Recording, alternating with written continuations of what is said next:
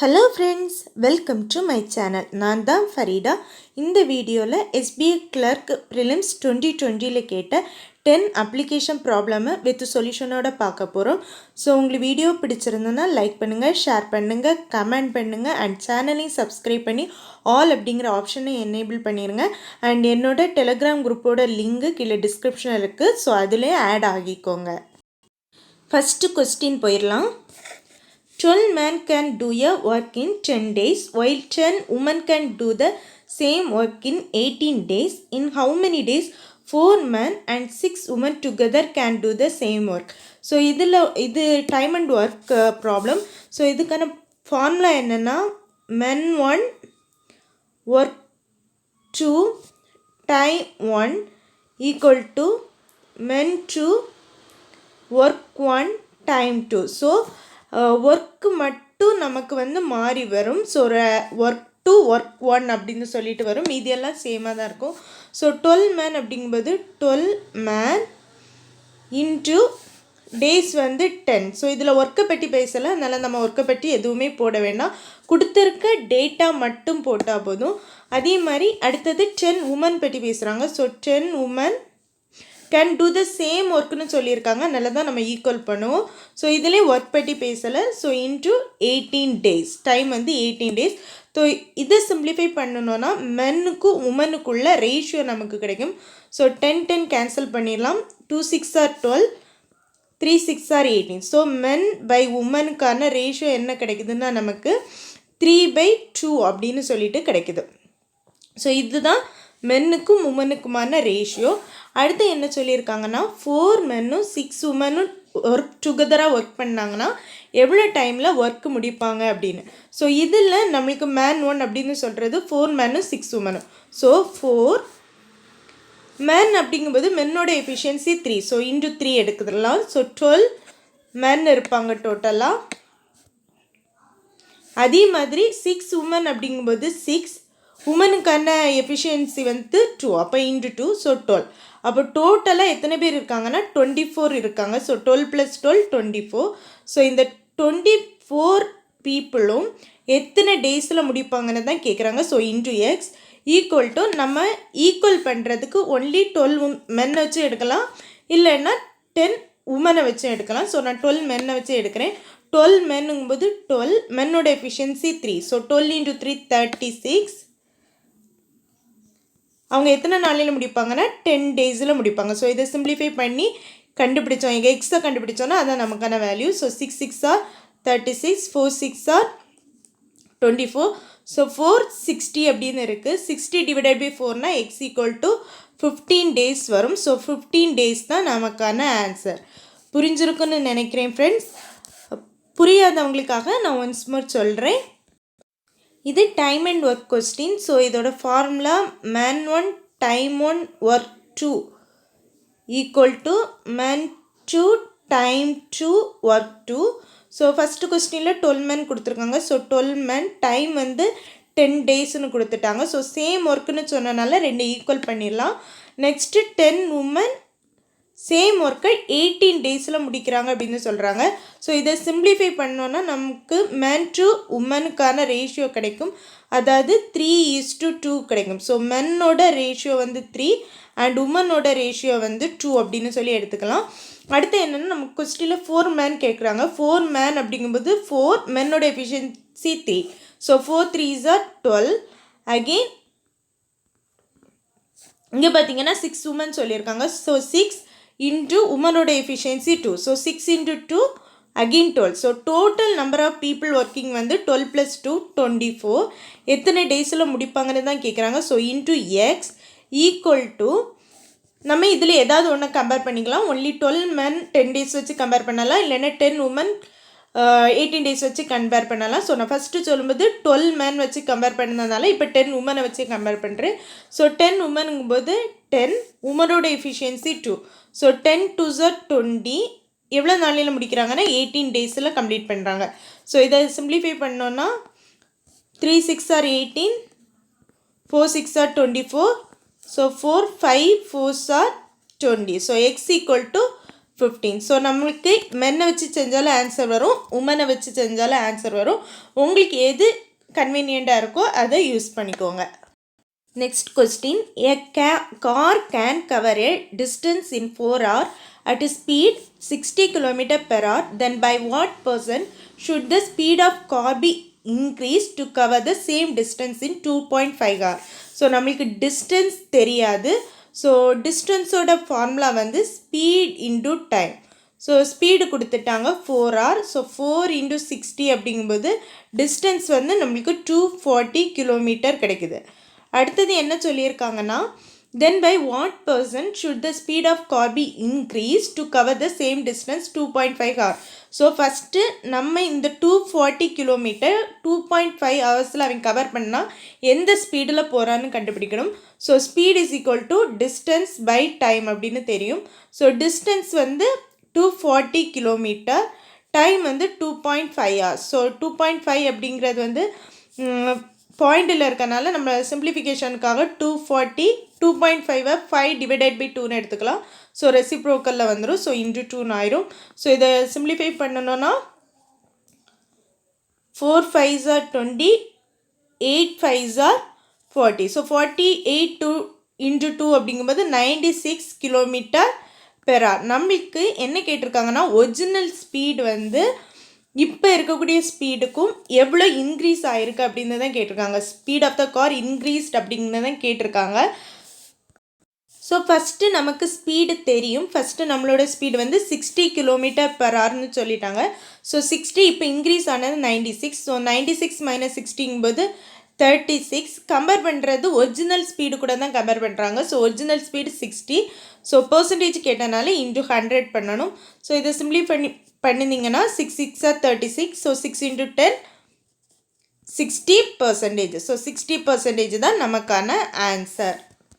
First நம்மளுக்கு ஸ்பீடும் டைமும் கொடுத்துட்டு டிஸ்டன்ஸ் கண்டுபிடிக்கணும். So distance equal to speed into time அப்படின்னு தெரியும். So speed into time. So speed வந்து 60 கிலோமீட்டர், டைம் வந்து 4 hours அப்படிங்கும்போது 60 × 4 240 கிலோமீட்டர் கிடைக்குது. ஸோ டிஸ்டன்ஸ் கிடச்சிட்டு அடுத்தது இதே டிஸ்டன்ஸை வந்து 2.5 ஹவர்ஸில் போனான்னா அப்போ அவனோட ஸ்பீடு எவ்வளோ இன்க்ரீஸ் பண்ணியிருக்கான் அப்படிங்கிறது தான் நம்மளுக்கு கொஸ்டின். ஸோ இந்த டிஸ்டன்ஸுக்கு 2.5 ஹவர்ஸ்னால் அவனோட ஸ்பீடை கண்டுபிடிக்கணும். So speed is equal to distance by time. So distance சொல்லிட்டாங்க 240 டிவைடட் பை 2.5. ஸோ இதை சிம்பிளிஃபை பண்ணுறதுக்காக 2.5 வந்து 5/2ன்னு எடுக்கும். ஸோ ரெசிப்ரோக்கலில் வரும். இன்டு 2ன்னு வந்துடும். So 240 × 2 divided by 5. ஸோ இதை கேன்சல் பண்ணிங்க 48 × 2 கிடைக்கும். ஸோ 96 கிலோமீட்டர் பெர் ஹவர் தான் அவனுக்கு இப்போ இருக்கக்கூடிய ஸ்பீட். ஸோ அடுத்தது என்ன கேட்டிருக்காங்கன்னா, எவ்வளோ இன்க்ரீஸ் ஆகிருக்கு. ஸோ ஒரிஜினல் ஸ்பீடு வந்து 60, இப்போ அவன் போகிறது 96. ஸோ 96 - 60ங்கும்போது 36 கிலோமீட்டர் பெர் ஹவர் இன்க்ரீஸ் ஆகிருக்கு. ஒரிஜினல் ஸ்பீடு கூட தான் கம்பேர் பண்ணுறாங்க. So divided by 60 × 100. ஸோ இதை சிம்பிளிஃபை பண்ணணுன்னா நமக்கு 60% ஆன்சர் கிடைக்கும். ஸோ 60% தான் நமக்கான answer. The ratio of the ages of Ram and Rahim 10 years ago was 1:3. The ratio of their ages 5 years hence will be 2:3. Then the ratio of their present ages. So Ram and Rahim. So ரஹீம்க்கு ஆர்ஹெச்னு எடுத்துக்கிறேன். 10 வருஷத்துக்கு முன்னாடி அவங்களோட ratio 1:3 இருந்துச்சான். இப்போ ப்ரெசண்ட்லேருந்து 5 இயர்ஸுக்கு அப்புறம் 5 years hence 5 வருஷத்துக்கு அப்புறம் அவங்களோட ஏஜ் வந்து 2:3 இருக்குமா. ஸோ நமக்கு ஒரு ஃப்ராக்ஷனில் 2 வேல்யூ கொடுத்துருக்காங்க அப்படின்னா ரேஷியோவில் இருக்குன்னா இந்த ரெண்டோட டிஃப்ரெண்ட்டும் சேமாக இருக்கணும். ஏன்னா ரெண்டுமே ஈக்குவல் ஏஜஸில் தான் இன்க்ரீஸ் ஆகிருக்கு. ப்ரெசண்ட்லேருந்து 10 இயர்ஸுக்கு முன்னாடி, ஸோ ப்ரெசண்ட்லேருந்து 10 இயர்ஸ்க்கு முன்னாடி, ப்ரெசண்ட்லேருந்து 5 இயர்ஸ் ஆஃப்டர். ஸோ டோட்டலாக 15 இயர்ஸ் தான் வந்திருக்கு. ஸோ இந்த பார்ட்டும் நம்மளுக்கு சேமாக தான் சேஞ்ச் ஆகிருக்கணும். ஆனால் இங்கே பார்த்தீங்கன்னா ஃப்ராக்ஷனில் சேஞ்சே இல்லை. இங்கே வந்து 1 பார்ட்டு சேஞ்ச் இருக்குது. ஸோ இது வந்து தப்பாக இருக்குது. நம்ம அதை வந்து சிம்பிளிஃபை பண்ணணும். ஸோ இதோட வேல்யூ இதோட டிஃப்ரெண்ட் எடுத்து ஃபஸ்ட் ஈக்குவேஷனில் மல்டிப்ளை பண்ணணும். ஸோ இதோட டிஃப்ரெண்ட் 1 இருக்குது. ஸோ 1:3 அப்படியே தான் வரும். அகெயின் பார்த்தீங்கன்னா மேலே உள்ள டிஃப்ரெண்ட் 1 - 3ங்கும்போது 2 வரும். ஸோ இந்த 2ஆல் செகண்ட் ஈக்குவேஷனை வந்து மல்டிப்ளை பண்ணணும். So 2 2s are 4, 2 3s are 6.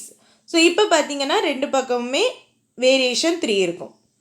So இந்த 3 பார்ட்டு தான் நம்மளோட இந்த 15 இயர்ஸ். ஸோ 3 பார்ட்டு தான் 15 இயர்ஸ் அப்படின்னா 1 பார்ட்டு நமக்கு 5ன்னு கிடைக்கும். 1 பார்ட்டு 5 கிடச்சிடுச்சுன்னா ஒரிஜினல் ஏஜ் நம்ம கண்டுபிடிச்சிடலாம். ராமுக்கு வந்து 5 இயர்ஸும் 1 × 5 5 இயர்ஸ், 3 × 5 ரஹீமுக்கு வந்து 15 இயர்ஸும் இருக்கும். ஸோ அடுத்து என்ன கேட்டிருக்காங்க, ratio of the present age தான் கேட்டிருக்காங்க.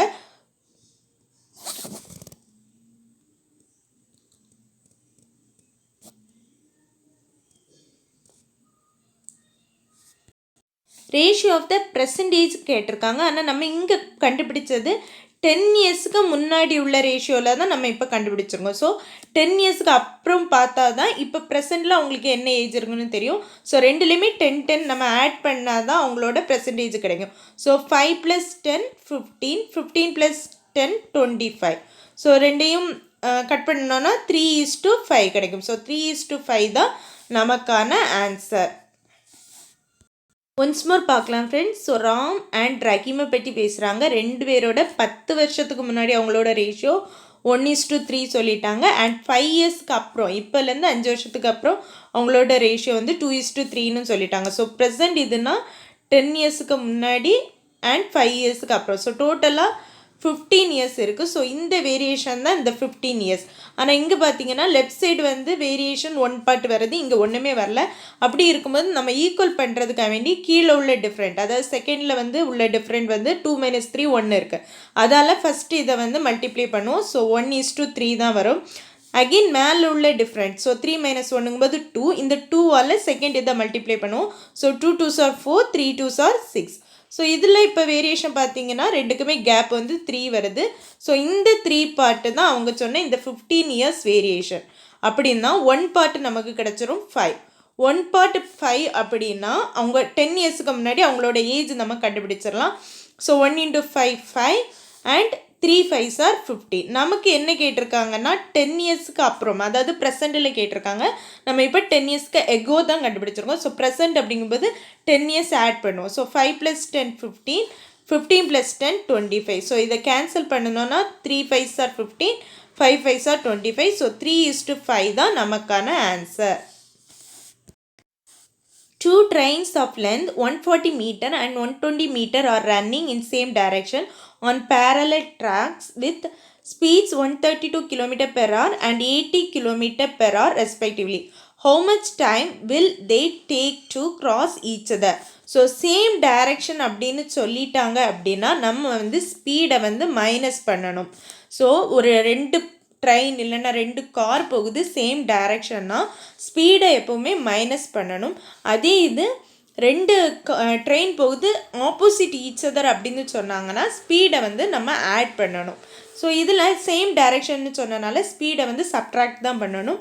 ஸோ 2 ட்ரெயின்ஸோட லென்த் வந்து 140 அண்ட் 120. அப்போ டோட்டல் டிஸ்டன்ஸ் என்னென்னா இந்த 140 + 120. ஸோ 140 + 120 அப்படிங்கும்போது நமக்கு 260 மீட்டர் கிடைக்கும். இதுதான் அவங்களோட டோட்டல் டிஸ்டன்ஸ்.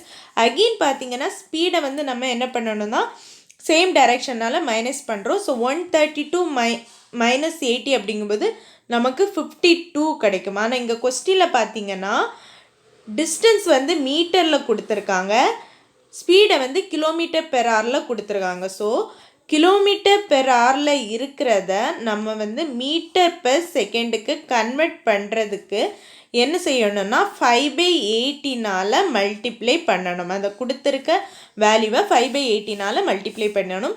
ஸோ இங்கே என்ன சொல்லிட்டாங்கன்னா 52 km/hன்னு சொல்லிட்டாங்க. ஸோ இந்த 52 km/h நம்ம மீட்டர்/செகண்டாக மாற்றணும். ஸோ அதனால் 5/80னால் நம்ம மல்டிப்ளை பண்ணுறோம். ஸோ இதை சிம்பிளிஃபை பண்ணலாம். 13 டேபிளுக்கு கட் பண்ணலாம். 20 4 13s are 52. So again 5 5. So இந்த 5 கேன்சல் ஆயிரும். ஸோ இந்த 18 இங்கே வரும்போது ரெசிப்ரோக்கலில் இருக்குது. ஸோ 18 செகண்ட் வரும். ஸோ நமக்கான ஆன்சர் இந்த 18 செகண்ட் தான். ஒன்ஸ் மோர் பார்க்கலாம் ஃப்ரெண்ட்ஸ். இதில் வந்து டைம் பற்றி தான் கேட்குறாங்க. ஸோ நமக்கு தெரியும் speed is equal to distance by time அப்படிங்கிறது.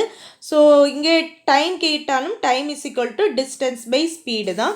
அகெயின் இங்கே நம்ம ஒரு கன்வென்ஷன் பண்ண வேண்டியது இருக்குது. கிலோமீட்டர் பெர் ஹவரில் இருக்கிறது டிஸ்டன்ஸ் ஆனால் மீட்டரில் கொடுத்துருக்காங்க. அதனால் இந்த ஸ்பீடை வந்து நம்ம மீட்டர் பெர் செகண்டில் மாற்றுறோம். ஸோ கிலோமீட்டர் பெர் ஹவரை வந்து மீட்டர் பெர் செகண்டாக மாற்றணும்னா அந்த வேல்யூவை வந்து நம்ம 5/80 மல்டிப்ளை பண்ணணும் அப்படிங்கிறத ஞாபகம் வச்சுக்கோங்க. ஸோ அதே மாதிரி சேம் டைரக்ஷன் அப்படின்னு சொன்னால் ஸ்பீடை வந்து மைனஸ் பண்ணணும்னு ஞாபகம் வச்சுக்கோங்க. ஸோ டோட்டல் டிஸ்டன்ஸ்க்கும் போது 2 ட்ரெயின்ஸோட லென்த் ஆட் பண்ணணும். 140 + 120 260. ஸோ டிஸ்டன்ஸ் கிடச்சிட்டு அகெயின் ஸ்பீட் அப்படிங்கும்போது சேம் டைரக்ஷன். ஸோ ஸ்பீடை வந்து சப்ட்ராக்ட் பண்ணுறோம். 132 - 80 அப்படின்னா 52 கிடைக்கும். 52 × கிலோமீட்டர் பெர் ஹவரில் இருக்குது, நம்ம மீட்டர் பெர் செகண்டாக மாற்றணும். அதனால 5/18 பண்ணுறோம். ஸோ இதை சிம்பிளிஃபை பண்ணிங்கன்னா 420 5 கேன்சல் ஆயிரும். ஸோ இந்த 18 மேலே வந்துடும். ஸோ 18 செகண்ட் கிடைக்கும். ஸோ 18 செகண்ட் தான் நமக்கான answer. A person sold a book at 20% profit if he had bought it at 10% less cost and sold for ₹90 more, then he would have gained 40% profit. Find cost price of the book. So 20% ப்ராஃபிட்னா 20%ஓட fraction value வந்து 1/5. So 20%னா 1/5. 5 தான் cost price, 1 வந்து profit. So நமக்கு தெரியும் cost price selling price அப்படின்னு எடுத்துட்டோன்னா cost price 5 பார்ட்டாக இருந்ததுன்னா செல்லிங் ப்ரைஸ் வந்து காஸ்ட் ப்ரைஸ் ப்ளஸ் ப்ராஃபிட்னு சொல்லுவோம். ஸோ 5 + 1 6 தான் செல்லிங் ப்ரைஸாக இருக்கும். அடுத்து என்ன சொல்லிட்டாங்கன்னா if he had bought it at 10% less cost. So cost price அவன் 5 ரூபாய்க்கு வாங்கியிருக்கான், வாங்கி 6 ரூபாய்க்கு விற்றுருக்கான் அப்படின்னு சொல்லி ஃபஸ்ட்டு ஸ்டேட்மெண்ட் சொல்லியிருக்காங்க. ரெண்டாவது என்ன சொல்லியிருக்காங்கன்னா இந்த 5ல் 10% அவன் லெஸ்ஸாக வாங்கிட்டான்னா அவனோட காஸ்ட் ப்ரைஸ் என்ன இருக்கும் அப்படின்னு சொல்லி நம்ம முதல்ல கண்டுபிடிக்கணும். அதை தான் சொல்லியிருக்காங்க. If he had bought it at 10% less cost. So ஒரிஜினலாக 5% அப்படி வாங்கியிருந்தானா அதில் 10% லெஸ்னால் 0.5ன்னு நம்ம சொல்லலாம். ஸோ 5ல் 0.5 வந்து அவன் ரெடியூஸ் பண்ணி வாங்கியிருக்கான் அப்படின்னா அவன் 4.5க்கு வந்து வாங்கியிருப்பான். ஸோ 4.5 தான் அவனோட காஸ்ட் ப்ரைஸாக இருந்திருக்கும். அப்போது செல்லிங் ப்ரைஸ் அவனுக்கு என்னென்னா 40% ப்ராஃபிட் கிடைக்குதான். 40% இந்த 4.5ல் தான் அவனுக்கு 40% ப்ராஃபிட் கிடைக்குது. 40%ஓட ஃப்ராக்ஷன் வேல்யூ வந்து 2/5. ஸோ இதுவும் காஸ்ட் ப்ரைஸ் தான் 5. 2 + 5 7 தான் அவன் செல் பண்ணியிருப்பான். ஸோ 7/5. ஸோ இதை கேன்சல் பண்ணோன்னா 0.9. ஸோ 6.3க்கு அவன் சேல் பண்ணியிருப்பான்.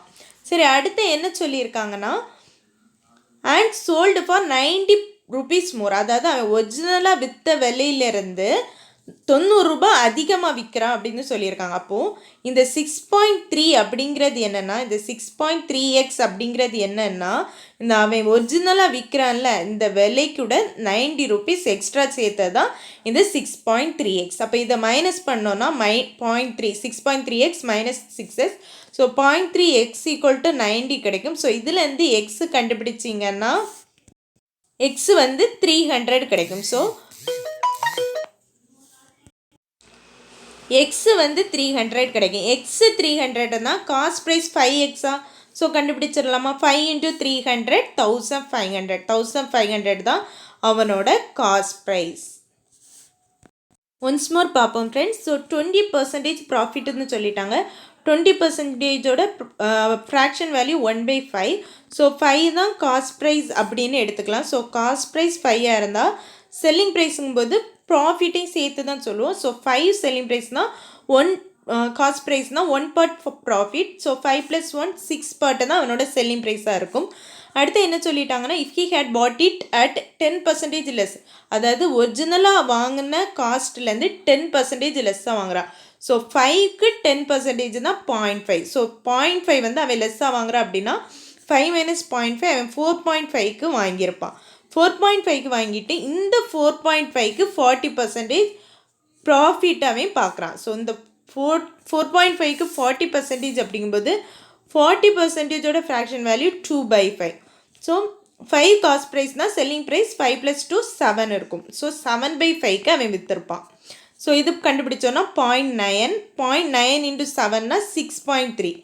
அடுத்து என்ன கொஸ்டினில் சொல்லிட்டாங்கன்னா அவன் ஒரிஜினலாக விற்ற செல்லிங் ப்ரைஸோடையும் 90 rupees ஜாஸ்தியாக விற்கிறான் அப்படின்னு சொல்லிட்டாங்க.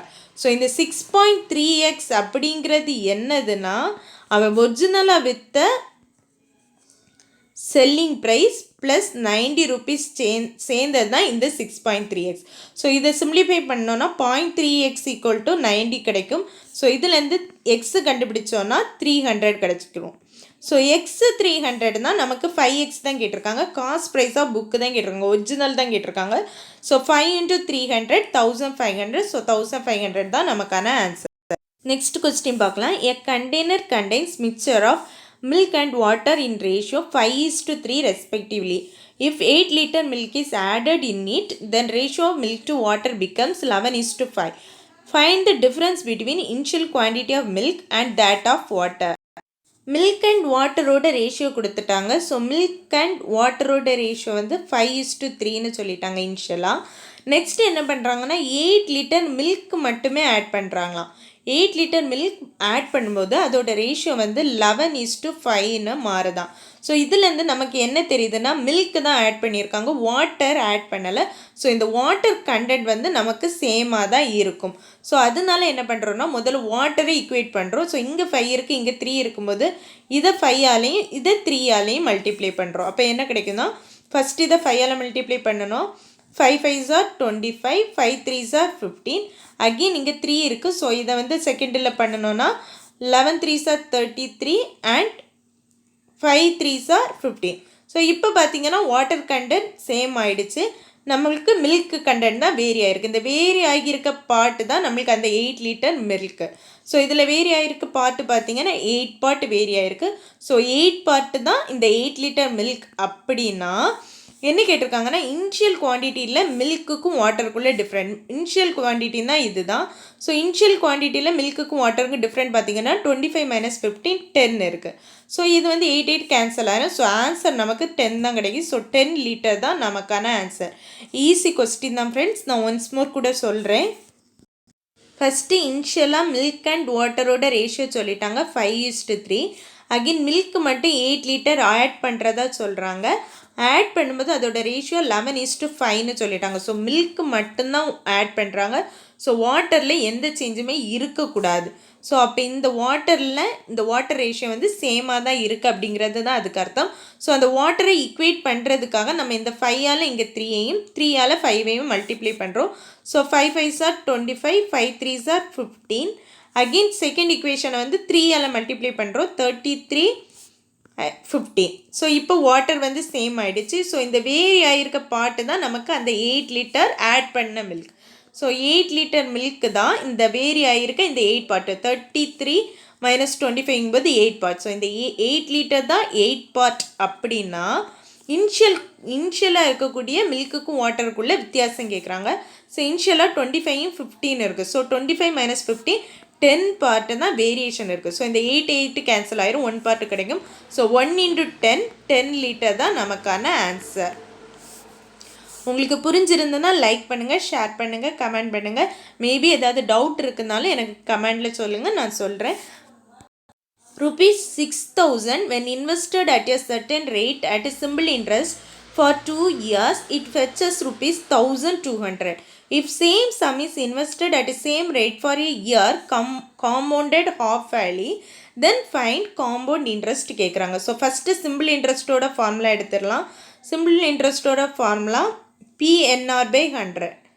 ஸோ Pனா பிரின்சிபல்னு சொல்லுவோம், Nனா நம்பர் ஆஃப் இயர்ஸ், Rனா ரேட் பர்சன்டேஜ் சொல்லுவோம். சிம்பிள் இன்ட்ரெஸ்ட்டோட வேல்யூ கொடுத்துட்டாங்க 1200. ஸோ சிம்பிள் இன்ட்ரெஸ்ட் நமக்கு 1200 கிடைக்குதான். பிரின்சிபல் அமௌண்ட் கொடுத்துட்டாங்க 6000. ஸோ எதை இன்வெஸ்ட் பண்ணுறாங்கன்னு சொல்கிறாங்களோ அதை தான் பிரின்சிபல்னு சொல்லுவோம். செட்டின் ரேட், ஸோ ரேட்டு நமக்கு தெரியாது. அண்ட் இயர்ஸ் சொல்லிட்டாங்க 2 yearsக்கு. ஸோ இதை சிம்பிளிஃபை பண்ணணுன்னா நம்மளுக்கு இயர்ஸ் கிடச்சிரும். ஸோ 0 0 கட் பண்ணிடலாம். இங்கே 60 இருக்குது அப்படிங்கும்போது இங்கே 260 or 20, ஸோ 20% வரும். ஸோ இங்கே 2 இங்கே 2, ஸோ 10. ஸோ ஆரோட வேல்யூ வந்து நமக்கு கிடைக்கிது 10%. ஆர் வந்து 10%ன்னு கிடச்சிட்டு, ஸோ இந்த ஆருக்கு தான் அடுத்ததும் பண்ணுறோம். ஆனால் என்ன கேட்டிருக்காங்கன்னா compounded half yearly. So for a 1 year compounded half yearly அப்படிங்கும்போது இந்த பர்சன்டேஜ் வேல்யூவை வந்து நம்ம ஹாஃப் பண்ணுறோம். ஸோ காம்பவுண்டட் ஹாஃப் வேலினா ரேட்டை ஹாஃப் பண்ணணும்னு ஞாபகம் வச்சுக்கோங்க. ஸோ 5% தான் நமக்கு ரேட். 2 டேர்மாக வரும். 6 மந்த்துக்கு ஒருக்கா 6 மந்த்துக்கு ஒருக்கா. ஸோ காம்பவுண்ட் இன்ட்ரெஸ்ட்னாலே கூட்டு வட்டின்னு அர்த்தம். வட்டிக்கு வட்டி போடுவாங்க. ஸோ இப்போ 5% இருக்குன்னா நெக்ஸ்ட்டு டேமுக்கு என்ன பண்ணுவாங்கன்னா இந்த 5க்கு ஒரு 5% வட்டி போடுவாங்க. ஸோ 5க்கு 5% வட்டி அப்படிங்கும்போது 5 5 ஆர் 25, 25/100 வரும்போது 0.25 வரும். ஸோ டோட்டலாக அவங்களுக்கு காம்பவுண்ட் இன்ட்ரெஸ்ட்டில் அவங்களோட இன்ட்ரெஸ்ட் என்ன இருக்குன்னா ஃபஸ்ட்டு ஒரு 5%, செகண்ட் டேர்மில் ஒரு 5%, ப்ளஸ் இந்த வட்டிக்கு வட்டி போட்ட 0.25. ஸோ டோட்டலாக பார்த்தீங்கன்னா 10.25 இருக்கும். ஸோ அவங்களோட ரேட் வந்து 10.25 இருக்கும். இது நம்ம 2 இயர்ஸுக்குன்னே கண்டுபிடிச்சிட்டோம். ஸோ சேம் PNR/100 ஃபார்முலாவில் தான் போட போகிறோம். ஆனால் காமன் இன்ட்ரெஸ்ட்டுங்கும்போது இந்த எண்ணை யூஸ் பண்ணக்கூடாது. சரியா? ஏன்னா நம்ம இந்த எண்ணை தான் நம்ம இங்கே ஸ்ப்ளிட் பண்ணி கண்டுபிடிச்சிட்டோம். 1 இயர் 2 இயர் அப்படின்னு சொல்லி ஸ்ப்ளிட் பண்ணி கண்டுபிடிச்சோம். செகண்ட் இயருக்கு தான் இந்த 5 ப்ளஸ் அந்த 5க்கு 5% இன்ட்ரெஸ்ட் 0.25. ஸோ 2 இயர்ஸ்க்கு நம்ம டைரெக்டாக கண்டுபிடிச்சிட்டோம். அதனால் இந்த எண்ணை யூஸ் பண்ணாமல் காமன் இன்ட்ரெஸ்ட்டுக்கு PR/100 அப்படின்னு சொல்லி கேல்குலேட் பண்ணலாம்.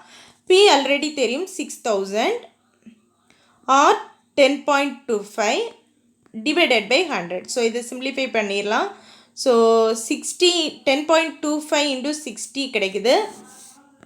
60 இன்ட்டு 10.25 அப்படின்னா இதை மல்டிப்ளை பண்ணிங்கன்னா உங்களுக்கு 615 கிடைக்கும். மல்டிப்ளை பண்ணி பாருங்கள் ஃப்ரெண்ட், கரெக்டாக தான் வரும். நான் ஆல்ரெடி மல்டிப்ளை பண்ணிவிட்டேன், டைம் வேஸ்ட் பண்ண வேண்டாம்னு தான் இதில் மல்டிப்ளை பண்ணலை. ஸோ 60 இன்ட்டு 10.25னா 615 கிடைக்கும். 615 தான் நமக்கான ஆன்சர். ஒன்ஸ் மோர் பார்க்கலாம் ஃப்ரெண்ட்ஸ். சிம்பிள் இன்ட்ரெஸ்ட்னா PNR/100 அப்படின்னு சொல்லிட்டு சொல்லுவோம். ஸோ பிரின்சிபல் அமௌண்ட்டு தான் இன்வெஸ்ட் பண்ணுற அமௌண்ட். சிம்பிள் இன்ட்ரெஸ்ட்டும் ஆன்சரில் கொடுத்துட்டாங்க இஃப் இட் ஃபெச்சஸ் அப்படின்னு. ஸோ 1200 தான் அவங்களுக்கு சிம்பிள் இன்ட்ரெஸ்ட் கிடைக்குது. பிரின்சிபல் வந்து 6000 அண்ட் என் வந்து 2 இயர்ஸ்னு சொல்லிட்டாங்க. 6 தான் கண்டுபிடிக்கணும். டிவைடட் பை 100 போட்டிங்கன்னா நமக்கு ரேட் ஆஃப் இன்ட்ரெஸ்ட் கிடச்சிரும். ஸோ 60 இன்ட்டு 2நாலே 120 தான். ஸோ 1200 இருக்குது. So R is equal to 10%ன்னு கிடைக்கும். அடுத்து என்ன பண்ணதுங்கன்னா காமன் இன்ட்ரெஸ்ட் கண்டுபிடிக்க சொல்கிறாங்க. ஸோ காமன் இன்ட்ரெஸ்ட்டுக்கு நம்ம இந்த ஃபார்முலாவை லைட்டாக மாற்றிக்கலாம். PR/100 அப்படின்னு சொல்லிட்டு மாற்றிக்கலாம். ஸோ இதில் என்னென்னா காம்பவுண்டட் ஹாஃப் வேலி அப்படின்னா இந்த ரேட்டை வந்து ஹாஃப் பண்ணணும்னு அர்த்தம். ஸோ ஃபஸ்ட் இயருக்கு 5% இருக்கும், செகண்ட் இயருக்கு 5%, ப்ளஸ் இந்த 5க்கு ஒரு 5% இன்ட்ரெஸ்ட். ஸோ 5க்கு 5% இன்ட்ரெஸ்ட் அப்படிங்கும்போது 0.25 இருக்கும். அப்போ டோட்டலாக பார்த்தீங்கன்னா 10.25 தான் செகண்ட் இயரில் உங்களுக்கு செகண்ட் டேர்மில் உங்களுக்கு டோட்டல் இன்ட்ரெஸ்ட் வந்திருக்கும். ஸோ இதை இந்த PR/100 ஃபார்முலாவில் சப்ஸ்டியூட் பண்ணிடலாம். Pயோட வேல்யூ 6000, Rோட வேல்யூ 10.25 டிவைடட் பை 100. ஸோ இதை சப்ஸ்டியூட் பண்ணி நம்ம கேன்சல் பண்ணி மல்டிப்ளை பண்ணணும்னா 615 கிடைக்கும். ஸோ அதுதான் நமக்கான answer. A boat can cover 28 km downstream in 42 minutes.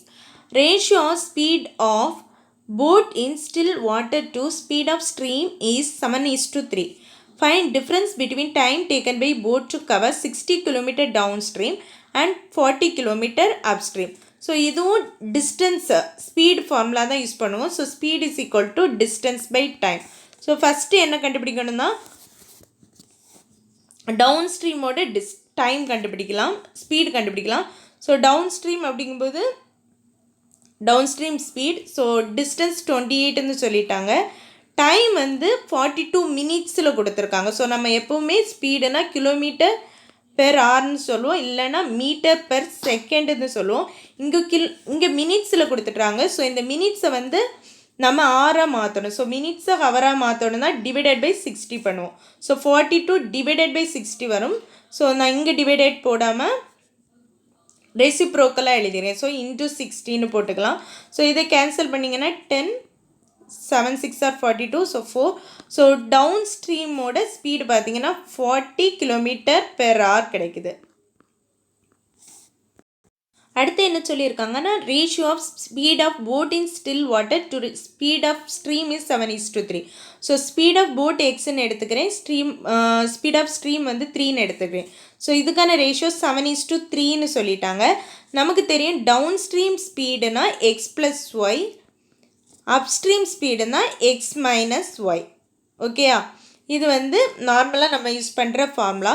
So இங்கே டவுன் ஸ்ட்ரீம் ஸ்பீடு வந்து நம்மளுக்கு 40ன்னு தெரியுது. ஸோ 40 பார்ட்டு தான் இந்த total part x plus y. So 10னா 1 பார்ட் வந்து நமக்கு 4 கிடைக்கும். ஸோ 1 பார்ட் 4னா speed of the boat 7 4s are 28 km/h and speed of the stream's 4 3s are 12 km/h.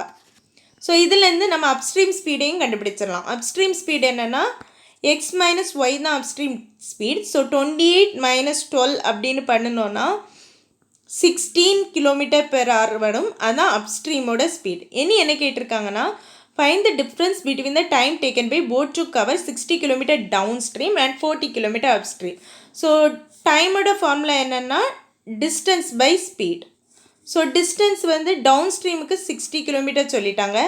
Down ஸ்ட்ரீமோட ஸ்பீடு கண்டுபிடிச்சிட்டோம் 40 km/h. ஸோ 60/40 மைனஸ் அகெயின் அப்ஸ்ட்ரீமோட டிஸ்டன்ஸ் சொல்லிட்டாங்க 40, அப்ஸ்ட்ரீமோட ஸ்பீடு நமக்கு தெரியும் 60. So minus 60. ஸோ இதை சிம்பிளிஃபை பண்ணினோன்னா 3/2 10 4 5/2 கிடைக்கும். ஸோ 3/2 மைனஸ் 5/2 அப்படின்னா 2/2 கிடைக்கும். ஸோ 2/2 அப்படின்னா 1 hour 1 கிடைக்கும். ஸோ 1 hour தான் நமக்கான ஆன்சர். ஒன்ஸ் மோர் பார்ப்போம் ஃப்ரெண்ட்ஸ். டவுன் ஸ்ட்ரீமோட டிஸ்டன்ஸ் கொடுத்துட்டாங்க. ஸோ டவுன் ஸ்ட்ரீமோட ஸ்பீடு நம்ம கண்டுபிடிச்சிடலாம். 28 டிஸ்டன்ஸ்னால் டைம் வந்து 42. ஸோ டிஸ்டன்ஸ் பை டைம் தான் நம்மளுக்கு speed. So into divided by 42 minutes இருக்கனால ஆருக்கு கன்வெர்ட் பண்ணுறோம். ஹவர்னால் டிவைடட் பை 60 போடணும். இங்கே டிவிஷனில் வர்றது மேலே மல்டிப்ளிகேஷனில் வரும். ஸோ இதை சிம்பிளிஃபை பண்ணினீங்கன்னா உங்களுக்கு டவுன் ஸ்ட்ரீமோட ஸ்பீடு வந்து 40 km/h கிடைக்கும். ஸோ அடுத்ததாக எக்ஸுக்கும் ஒய்க்கும் உள்ள ரேஷியோ சொல்லிட்டாங்க. அதாவது speed of the boat speed of the stream 7:3 அப்படின்னு சொல்லிட்டாங்க. ஸோ நமக்கு டவுன் ஸ்ட்ரீம்னா தெரியும் எக்ஸ் ப்ளஸ் ஒய் அண்ட் அப் ஸ்ட்ரீம்னா எக்ஸ் மைனஸ் ஒய். ஸோ இந்த 40 அப்படிங்கிறது இந்த எக்ஸ் ப்ளஸ் ஒய், அதாவது 10 பார்ட்டுன்னு எடுத்துக்கிட்டோன்னா 1 பார்ட் நமக்கு 4 கிடைக்குது. ஸோ இதுலேருந்து எக்ஸும் ஒய்யும் கண்டுபிடிச்சிடலாம். 4 7s are 28, 4 3s are 12. So upstream வந்து எக்ஸ் மைனஸ் ஒய்னு தெரியும். ஸோ 28 மைனஸ் 12னா 16 தான் அப்ஸ்ட்ரீமோட ஸ்பீட். ஸோ டவுன் ஸ்ட்ரீமோட ஸ்பீடு 40, அப்ஸ்ட்ரீமோட ஸ்பீடு 16. என்ன கேட்டிருக்காங்கன்னா அப்ஸ்ட்ரீமுக்கும் டவுன் ஸ்ட்ரீமுக்குள்ள டைமோட டிஃப்ரெண்ட் கேட்டிருக்காங்க. டைமோட formula distance by time. So distance டவுன் ஸ்ட்ரீமுக்கு 60 கொடுத்துட்டாங்க. ஸோ 60 டிவைடட் பை டைம் வந்து 40 இருக்குது மைனஸ் அகெயின் அப்ஸ்ட்ரீமுக்கு 40 டிஸ்டன்ஸ் டிவைடட் பை ஸ்பீடு வந்து 16 இருக்குது. ஸோ இது சிம்பிளிஃபை பண்ணணும்னா 3/2 மைனஸ் 5/2ன்னு வரும். ஸோ நம்ம 5/2 ஏன் இங்கே வருது மைனஸில் ஏன் ஆன்சர் வருது அப்படின்னா நம்ம வந்து அப்ஸ்ட்ரீமோட ஆரை வந்து இங்கே எடுத்துருக்கோம். பொதுவாக அப்ஸ்ட்ரீமுக்கு போகிற டைம் தான் ஜாஸ்தியாக இருக்கும். அப்ஸ்ட்ரீம்னா எதிர் நீச்சல் மாதிரி. ஸோ அதுக்கு தான் டைம் நிறைய எடுக்கும். நம்ம இங்கே ரைட் ஹேண்ட் சைடில் அது எடுத்தனால தான் மைனஸில் ஆன்சர் வருது. வேறு ஒரு பிரச்சனை இதில் இல்லை. அது ப்ராப்ளமும் இல்லை. ஸோ 3 - 5 மைனஸ் 5/2 வரும். ஸோ அதெல்லாம் நெக்லெக்ட் பண்ணிடலாம். ஸோ 2/2 அப்படிங்கும்போது 1 hour கிடைக்கும். ஸோ 1 hour தான் நமக்கான answer. A and B entered into a business by investing total capital of 17,000. B withdraw rupees 1,500 after 6 months and gets rupees 8,100 as profit out of total profit of rupees 19,500 at the end of the year. Find capital of B after 6th month from starting. So end of the year சொல்லிட்டாங்க. So டோட்டலாக 12 months invest பண்ணியிருப்பாங்க. So நம்ம ஏ வந்து invest பண்ணது எக்ஸ்ன்னு எடுத்துட்டோன்னா ஏ வந்து 12 monthsக்கு invest பண்ணியிருப்பாங்க அப்படின்னு நம்ம நினச்சிக்கலாம். அகெயின் பி பார்த்திங்கன்னா 17,000 டோட்டலாக இன்வெஸ்ட் பண்ணியிருக்காங்க. ஸோ அதில் எக்ஸ் வந்து ஏ எடுத்துட்டாங்க. ஸோ ரிமைனிங் பார்த்திங்கன்னா 17,000 மைனஸ் எக்ஸ் இருக்கும். இதை வந்து பி வந்து ஃபஸ்ட்டு 6 monthக்கு இன்வெஸ்ட் பண்ணுது. அகெயின் என்ன பண்ணுதுன்னா இந்த 17,000ல் ஒரு 1,500 வெளியில் எடுத்துருது. ஸோ 17,000 மைனஸ் 1,500னா 15,500 வரும். ஸோ இந்த 15,500 மைனஸ் எக்ஸை தான் அகெயின் ஒரு 6 monthக்கு இன்வெஸ்ட் பண்ணது. ஸோ இதை நம்ம கேல்குலேட் பண்ணணும்னா 2 புக்கு உள்ள ரேஷியோ கிடைக்கும். ஸோ இங்கே 12 இருக்குது, இங்கே காமனாக 6 இருக்குது. ஸோ 6 2 வரும்.